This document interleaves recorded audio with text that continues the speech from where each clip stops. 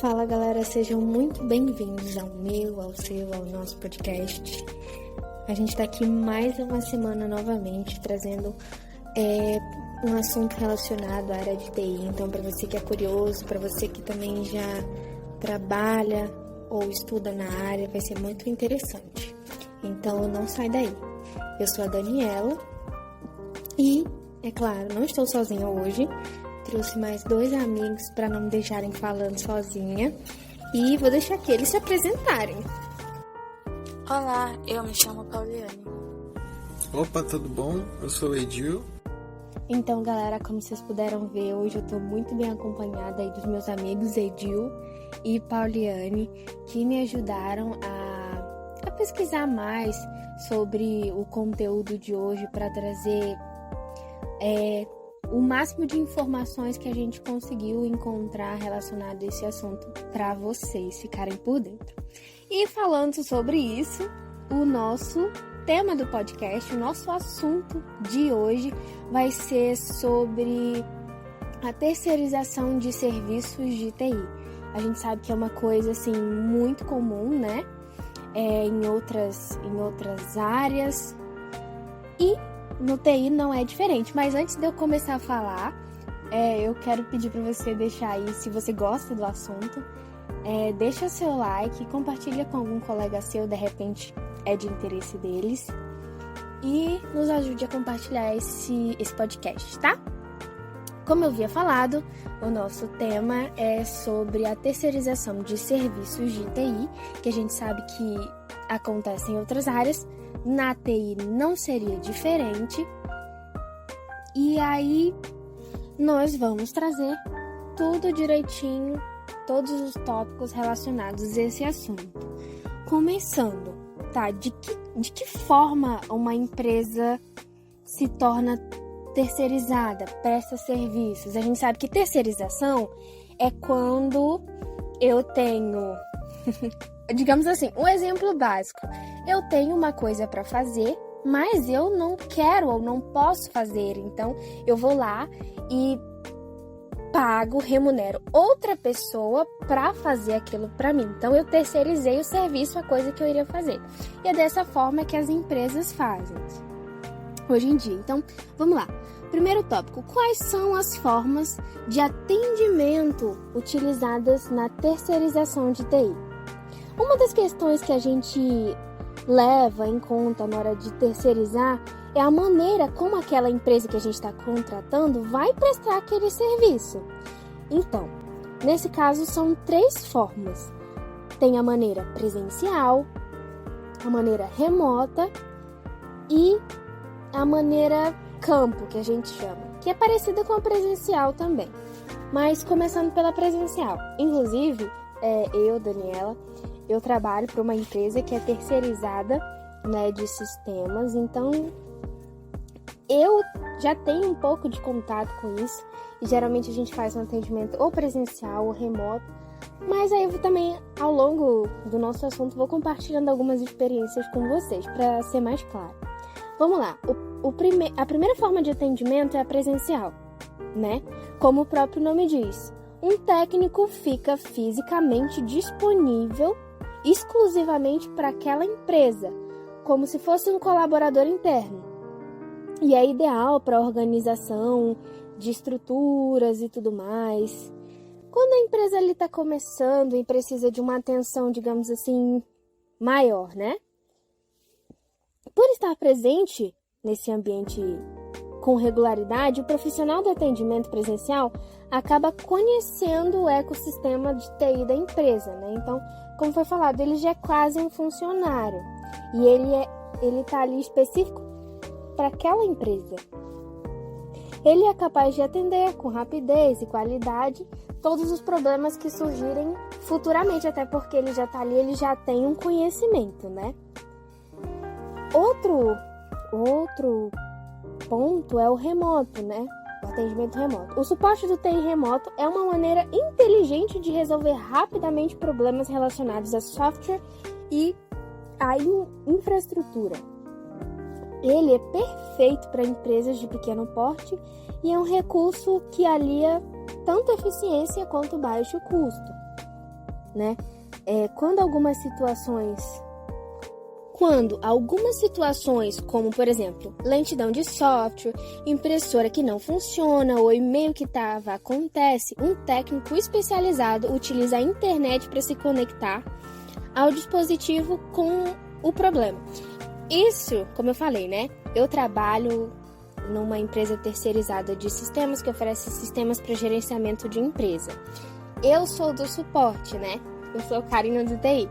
Então, a nossa empresa, particularmente, por exemplo, trabalha com acesso remoto, que a gente chama, né?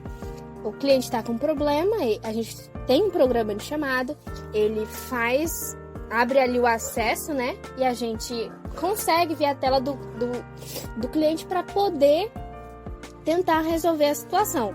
Mas isso é o que mais acontece. Ai, meu sistema está travando. Ai, a minha impressora não imprime. E são coisas do tipo, né? E aí, quando eles abrem um acesso, um diagnóstico é realizado, seguido dos ajustes necessários e o colaborador pode voltar às suas atividades normais sem uma longa interrupção, que é o nosso caso. E aí, quando não dá para resolver remotamente, a gente abre na agenda uma ordem de serviço e envia um técnico pessoalmente a esse local. Que foi exatamente por isso que a empresa matriz, a qual nós somos terceirizados, nos contratou para poder a gente oferecer esse serviço local para o cliente, entendeu? Esta forma de atendimento é uma forma utilizada em situações menos complicadas, como eu falei, né? Tudo que é mais simples a gente geralmente resolve por acesso. Mas quando realmente é um problema mais sério, a gente manda um técnico até o cliente, né? E nós temos o terceiro ponto, que é campo, suporte de campo. Quando o atendimento remoto não consegue resolver à distância o problema, o presencial, precisa de mais ajuda a empenhar-se em uma tarefa maior, é utilizado o suporte de campo. As visitas são esporádicas, conforme necessário. É como eu estava falando para vocês, né? A gente faz o acesso remoto no cliente, não conseguiu resolver, é uma coisa que a internet não ajuda ou é um problema mais difícil do que ele pareceu ser de início, a gente vai e manda o técnico lá para resolver em si somente aquela situação. Resolveu, volta de novo pro suporte ali pro nosso escritório. A definição de suporte de campo é o seguinte: as visitas são esporádicas, conforme o necessário, e marcadas para as datas específicas. Como eu falei, a gente abre uma OS ali na agenda e, tá o horário, o nosso técnico vai fazer uma visita para resolver o problema. Na maioria das vezes, incluem tarefas físicas, como verificação e substituição de cabos, computadores ou impressoras, atualizações de sistemas, mas também pode ser utilizado em manutenções prévias, tá? Como em caso de precaução mesmo, para estar lá, que é uma coisa que a gente sempre fala, né? Dar uma visitadinha aos clientes para ver como tá indo lá o sistema, como tá indo as coisas. E assim a gente também é uma forma de prevenir erro, né? De precaução mesmo. E aí realizando verificação da infraestrutura da rede e verificar cada equipamento instalado. Essa é uma coisa que eu falo para vocês com propriedade, porque eu acabo trabalhando aqui na cidade com isso, né? E é exatamente isso que ele está dizendo. E agora a gente vai continuar com o próximo tópico, onde a gente vai falar sobre os benefícios da terceirização da TI. E agora esse assunto é com a minha amiga Paulinha, né? Eu vou falar um pouco sobre os benefícios da terceirização de TI. Como podemos ver hoje em dia, a terceirização está se tornando uma ferramenta estratégica, pois com isso é possível conquistar vantagens competitivas, permitindo, assim, por exemplo, o acesso a tecnologias inovadoras, que antes o negócio não tinha contato. Também permite o desenvolvimento de produtos ou serviços mais rápidos ao investir recursos em áreas da empresa que são mais críticas e importantes no crescimento, e entre outras coisas. E com isso temos alguns exemplos desses benefícios, que são um desses exemplos é a redução de custo, pois que a empresa, ao contratar e treinar uma equipe interna de TI, ela pode custar muito caro. E nem sempre esses funcionários eles correspondem às expectativas da empresa. E um dos benefícios desse recurso é que os custos serão menores e uma contratação, pagamentos, encargos pessoais ficarão sob a responsabilidade da empresa escolhida, né? Outro exemplo é o controle de despesa, pois ao converter os custos fixos com TI em outras variáveis, assim pode permitir fazer um orçamento mais eficaz. Ou, em outras palavras, paga apenas o que for utilizado, né? Também temos a aceleração da performance de negócios, que é quando a empresa para de perder tempo, né, com processos que não fazem parte do seu negócio principal, como a TI. Em si, isso acelera a performance dos negócios, né, e avança na oferta principal mais rapidamente da empresa, o negócio principal da empresa, né.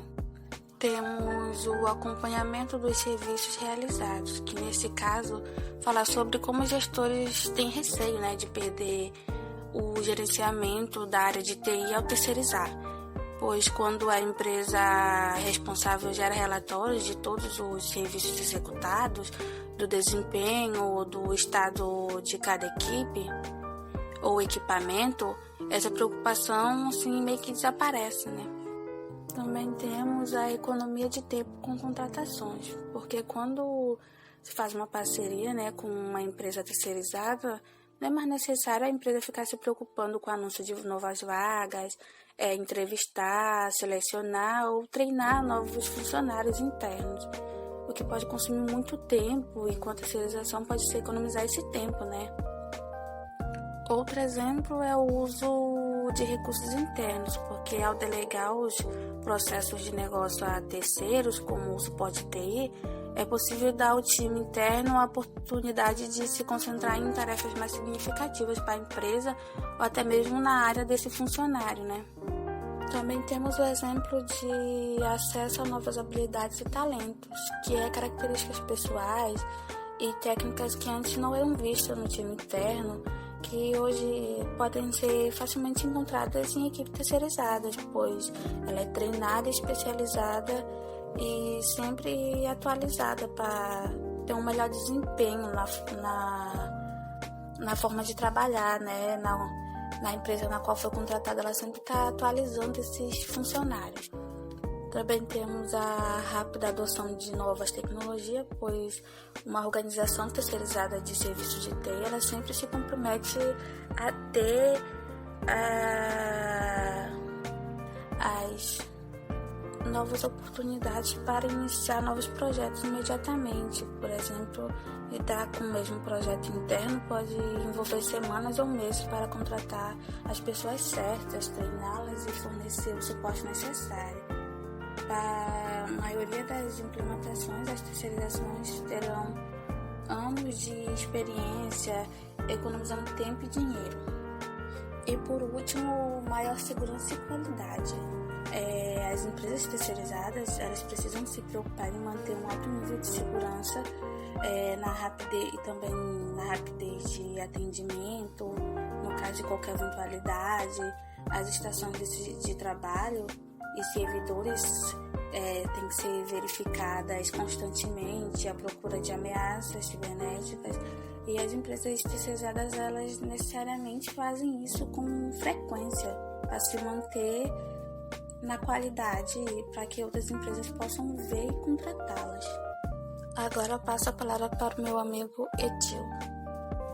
Dando sequência ao nosso assunto, eu queria falar alguns benefícios da terceirização da TI para as empresas. Bom, começando com esses benefícios, dos que eu encontrei aqui, nós podemos citar alguns que seria a redução de gastos.